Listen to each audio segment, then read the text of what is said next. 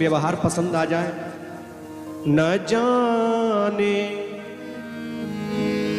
कौन से गुण पर दया निधि रीझ जाते हैं, कुछ कह नहीं सकते हैं। एक प्रसंग आता है मानस में ही, भगवान वन में क्यों गए? तो किसी ने कहा वन में रावण को मारने के लिए गए। नहीं, भगवान वन में रावण को मारने के लिए नहीं गए। रावण को मारना होता तो चित्रकूट में फटिक शिला पर बैठ करके सींग का बाण जयंत के पीछे लगा दिया था, और जयंत को तीनों लोकों में 14 भुवनों में जगह नहीं मिली। तो ऐसे ही अयोध्या में बैठे बैठे एक सींग का बाण लगा देते तो रावण तो वैसे ही धराशायी हो जाता। तो फिर क्यों गए भगवान वन में? संतों के दर्शन करने के लिए गए। तो एक भगत बोला ना ना, संतों के दर्शन करने भी नहीं गए।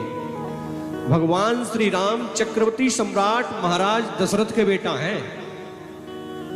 चक्रवर्ती सम्राट महाराज दशरथ का परचम तीनों लोकों में छाया है। महाराज दशरथ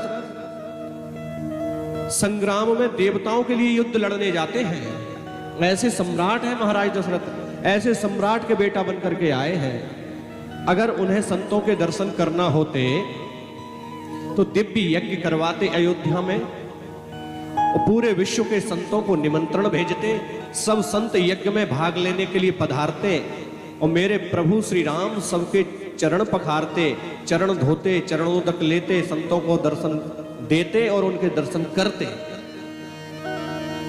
संतों के दर्शन करने के लिए नहीं आए। तो फिर राम वन को क्यों गए?